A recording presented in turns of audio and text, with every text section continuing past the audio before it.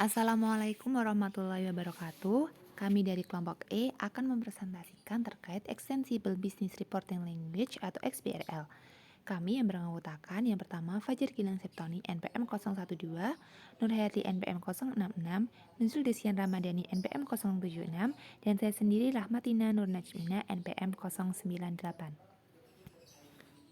Yang pertama di sini ada pengertian dari XBRL. Nah, XBRL adalah sebuah standar business reporting software berbasis bahasa XML atau Extensible Markup Language yang digunakan untuk mengelola data finansial sebuah perusahaan berdasar standar keuangan internasional. Nah, XBRL sendiri diciptakan dan dikembangkan untuk representasi digital dari laporan bisnis, laporan keuangan, dan pajak. XBRL digunakan untuk memastikan aksesibilitas informasi bisnis dan transparansi dengan menggunakan format yang seragam, serta biasanya digunakan oleh Departemen Bisnis Intelligence.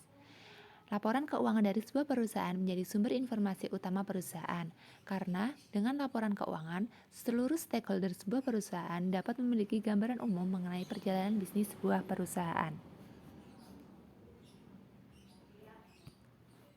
Yang selanjutnya ada perkembangan XBRL. Nah, pada 2003 ini adalah untuk pertama kalinya diperkenalkan XBRL. Kemudian pada tanggal 16 Maret 2005, itu Komisi Sekuritas Amerika Serikat atau SEC mengeluarkan peraturan final yang mendorong pendaftaran secara sukarela untuk mengajukan informasi laporan keuangan ke dalam sistem pelaporan EDGAR dengan format XBRL.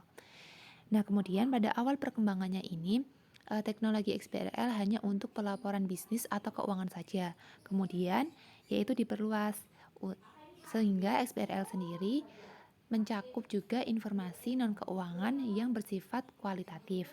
Nah, contoh dari penerapan teknologi XBRL sebagai pelaporan non-keuangan adalah pemanfaatan XBRL dalam menyampaikan laporan tanggung jawab sosial perusahaan. Yang selanjutnya akan dijelaskan oleh teman saya. Saya Nur Hayati NPM 066 akan melanjutkan presentasi mengenai alur kerja Extensible Business Reporting Language atau XBRL. Alur kerja dari XBRL yaitu yang pertama, perusahaan atau regulator akan menggunakan standar akuntansi dan juga pelaporan tertentu untuk membuat satu taksonomi. Taksonomi itu merupakan identifikasi kebutuhan informasi yang perlu disajikan, yang merupakan kamus yang digunakan dalam format XBRL berupa skema kategorisasi untuk mendefinisikan tag khusus untuk setiap elemen dari data keuangan. Setelah perusahaan membuat taksonomi IDX berdasarkan dari standar akuntansi dan pelaporan tertentu, maka emiten akan mengisi informasi dari taksonomi ke dalam instan dokumen. Jadi hasil dari pembuatan taksonomi yang kemudian digunakan oleh emiten akan menghasilkan instan dokumen. Instan dokumen ini dapat digunakan secara interaktif karena data dalam instan dokumen dapat diakses, diekstrak, dan juga diproses secara elektronik. Tag identifikasi yang diterapkan pada elemen-elemen data yang ada pada instan dokumen ini memungkinkan data yang terkait dapat diproses secara efisien oleh sebuah perangkat lunak dari komputer. Gilang Septoni akan melanjutkan presentasi tentang manfaat XBRL. Manfaat XBRL yaitu adalah memastikan data akurat, kemudian validasi secara otomatis, dan meningkatkan efisiensi biaya. Secara umum manfaat XBRL adalah yang pertama yaitu meningkatkan kegunaan sistem pelaporan secara elektronik karena dapat mengimplementasikan yang pertama yaitu format yang sudah distandarisasi sehingga menghasilkan informasi dan data yang komparabel dan mudah untuk dianalisa. Yang kedua yaitu adalah validasi secara otomatis sehingga dapat meminimalisasi kesalahan penginputan. Manfaat yang kedua yaitu adalah memudahkan dilakukannya publikasi laporan, yaitu termasuk laporan keuangan karena XBRL dapat diolah kembali menjadi format yang diinginkan seperti PDF, HTML, Excel, dan lain-lain.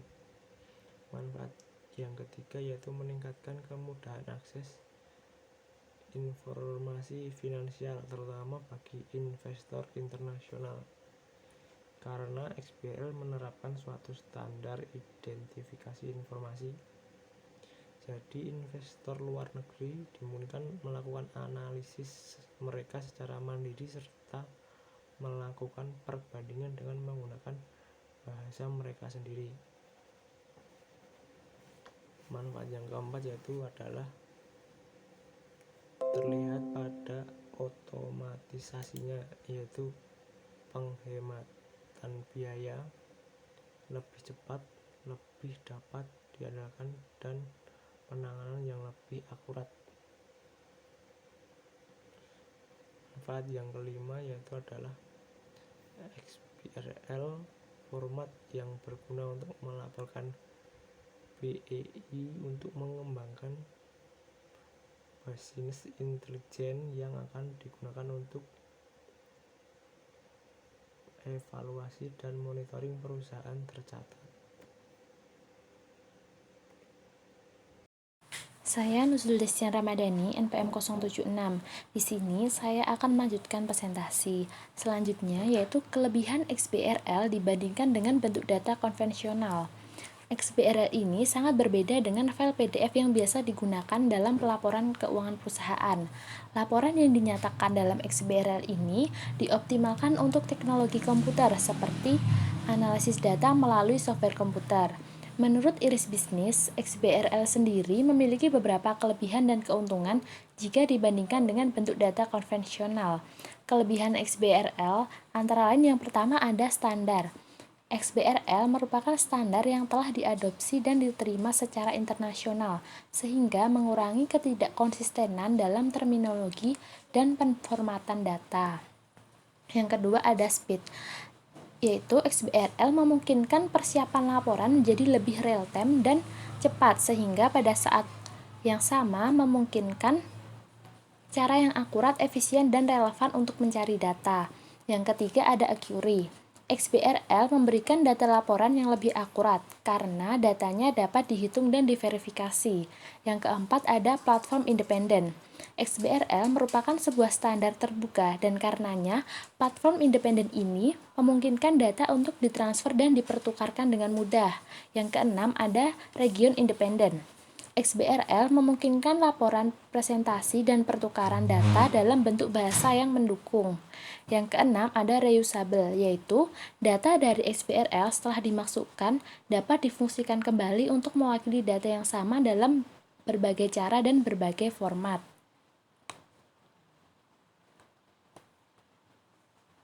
Selanjutnya ada kekurangan XBRL.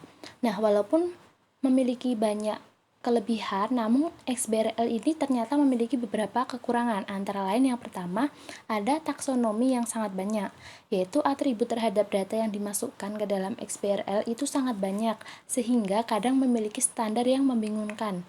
Yang kedua, ada kesalahan saat transmisi, yaitu XBRL merupakan teknologi keuangan yang berbasis data XML, sehingga menjadikan sifatnya itu cukup kompleks. Kadang karena penggunanya yang sulit dalam membaca atau menulis dengan bahasa ini, maka dibutuhkan IT developer untuk membantu prosesnya. Nah, walaupun begitu kadang kesalahan juga tetap bisa terjadi. Yang selanjutnya yaitu ada analisis kasus dengan judul analisis pengaruh XBRL terhadap kinerja perusahaan di India. Nah, bagian abstraknya yaitu penelitian ini bertujuan untuk menganalisis pengaruh adopsi XBRL terhadap kinerja perusahaan, khususnya Return on Asset atau ROA sebagai ukuran kinerja akuntansi dan Market to Book Ratio atau MTB sebagai ukuran kinerja pasar. Nah, hasil penelitian menunjukkan bahwa adopsi XBRL berpengaruh positif terhadap kinerja perusahaan karena peningkatan transparansi informasi mendorong perusahaan untuk meningkatkan kualitas laporan keuangan dan kinerjanya. Selanjutnya yaitu ada pada bagian pendahuluan. Nah, penelitian ini didasarkan pada penelitian Wang et al. Pada tahun 2014 mengenai pengaruh XBRL terhadap kinerja perusahaan dengan mengambil sampel perusahaan di India. Penggunaan data pada perusahaan India karena merupakan negara berkembang sama seperti Indonesia berdasarkan pada MSCI ICWI and Frontier Markets Index. India dan Indonesia juga termasuk dalam klasifikasi negara yang memiliki lower middle income berdasarkan pada data World Bank. India juga memiliki struktur kepemilikan perusahaan yang sama dengan Indonesia. Nah, sehingga hasil dari penelitian ini diharapkan dapat menjadi acuan bagi Indonesia dalam mengadopsi XBRL. Pembahasan selanjutnya yaitu penilaian kinerja. Ada berbagai cara untuk menganalisis laporan keuangan dan menilai kinerja dari suatu perusahaan. Nah, untuk mengevaluasi dan menilai kinerja, ini dibutuhkan suatu pembanding. Pembanding yang umum digunakan untuk menilai kinerja dan mengevaluasi kinerja dari suatu perusahaan itu yaitu penilaian rasio. Rasio sendiri merupakan salah satu teknik analisis yang berguna dalam melihat adanya hubungan antar akun finansial dan digunakan sebagai indikator dalam beberapa aspek kinerja dari suatu perusahaan. Penggunaan rasio dalam analisis keuangan ini dibagi menjadi 5 kategori. Yang pertama yaitu rasio aktivitas untuk menilai efisiensi operasi perusahaan, rasio likuiditas untuk menilai kemampuan memenuhi kewajiban jangka pendek, rasio solvabilitas untuk menilai kemampuan dari suatu perusahaan untuk memenuhi kewajiban jangka panjangnya. Yang keempat, rasio profitabilitas yang digunakan untuk menilai kemampuan menghasilkan profit, dan juga rasio valuasi untuk menghitung nilai perusahaan dalam kaitannya dengan pengembalian bagi investor. Pengukuran rasio yang umum digunakan yaitu Return of Asset atau ROA untuk melihat kinerja dari suatu akuntansi yang merupakan salah satu pengukuran yang terdapat pada rasio profitabilitas yang mengukur kemampuan dari suatu perusahaan dalam memanfaatkan aset untuk menghasilkan profit, di mana semakin besar nilai return of asset-nya, maka semakin baik perusahaan dalam memanfaatkan aset. Nilai return of asset sendiri dihitung dengan membagi nilai EBIT dengan nilai rata-rata aset perusahaan. Dan rasio lain yang digunakan untuk pengukuran rasio yaitu Market to Book Ratio atau MB, di mana rasio ini digunakan untuk melihat perbandingan antara nilai perusahaan berdasarkan pada nilai buku dengan nilai perusahaan berdasarkan pada nilai pasar. Semakin tinggi nilai market to book, maka nilai pasar dari suatu perusahaan itu akan semakin mahal, yang diperoleh dengan cara membagi nilai saham perusahaan pada periode tertentu dikalikan dengan jumlah saham beredar dengan total ekuitas perusahaan. Yang kedua, XBRL.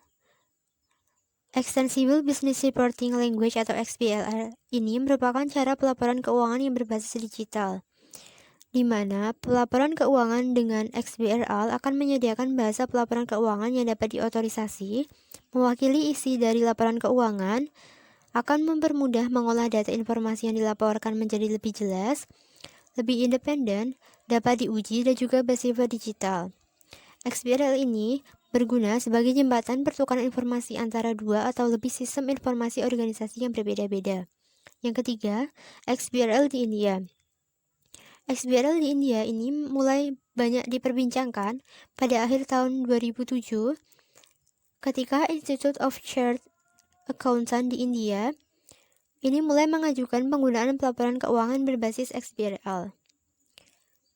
Pengadopsian XBRL di India ini dilakukan dalam beberapa fase, di mana fase pertama dilakukan oleh Ministry of Corporate Affairs atau MCA berdasarkan pada peraturan General Circular nomor 69/2011 yang mensyaratkan perusahaan untuk melakukan filing.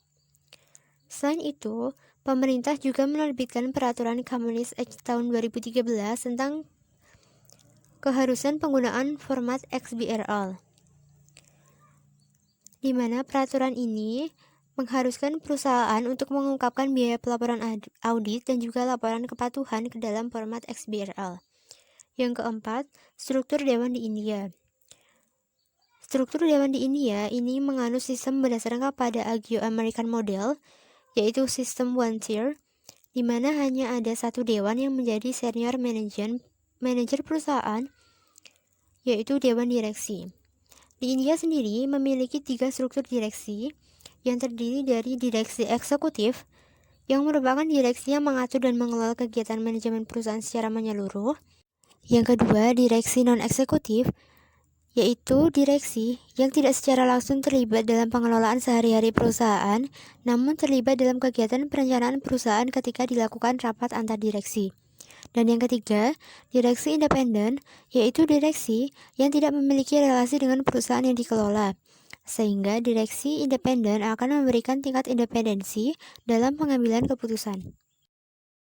Nah, dalam metode penelitian, yang pertama adalah pemilihan sampel.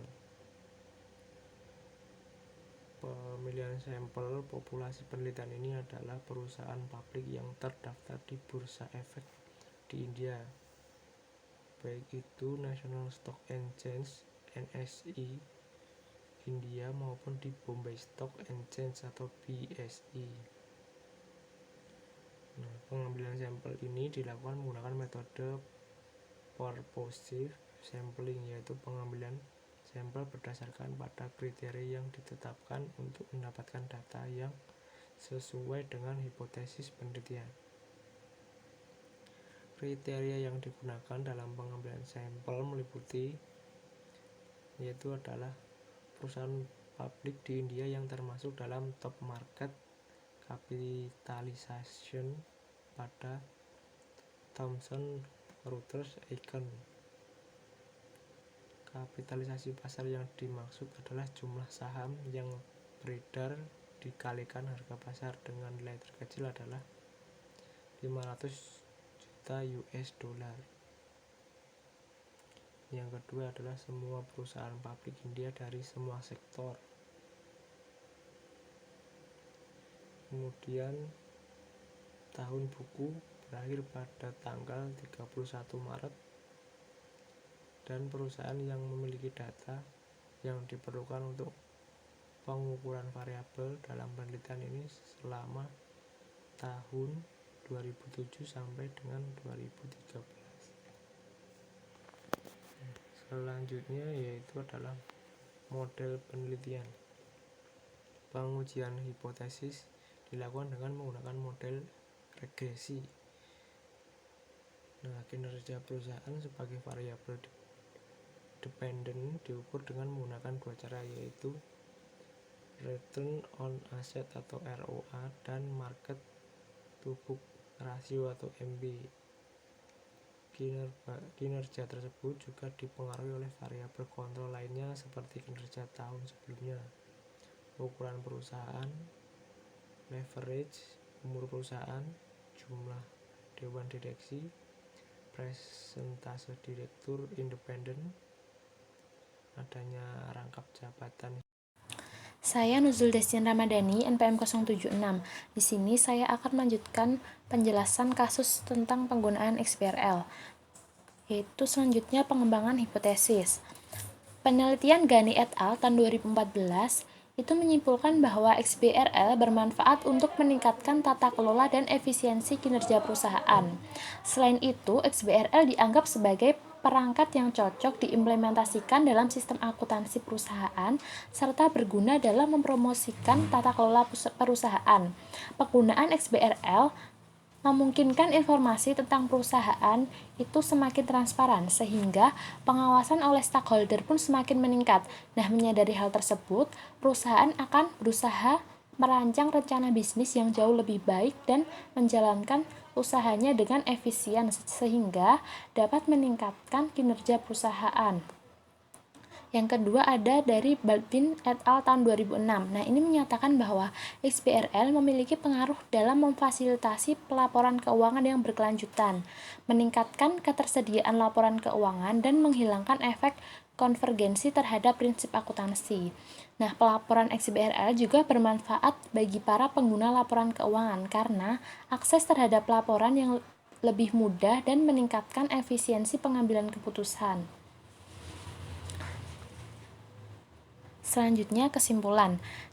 XBRL memiliki pengaruh yang signifikan terhadap kinerja perusahaan. Jadi dengan adanya adopsi XBRL itu kinerja perusahaan akan meningkat karena adanya peningkatan transparansi laporan keuangan, peningkatan kualitas informasi perusahaan, dan efisiensi kinerja baik dari waktu dan biaya. Selanjutnya untuk variabel kinerja akuntansi, XBRL di India ini memiliki pengaruh positif yang didukung adanya kinerja pada masa lalu perusahaan tersebut serta tingkat pertumbuhan pendapatan perusahaan yang naik dari tahun ke tahun. Selanjutnya untuk variabel kinerja pasar itu XBRL memiliki pengaruh positif yang signifikan dengan adanya dukungan dari kinerja masa lalu perusahaan di India. Nah, jadi dengan adanya XBRL, kualitas dan transparansi laporan keuangan itu meningkat. Sekian presentasi dari kelompok kami, ada kurang lebihnya mohon maaf. Wassalamualaikum warahmatullahi wabarakatuh.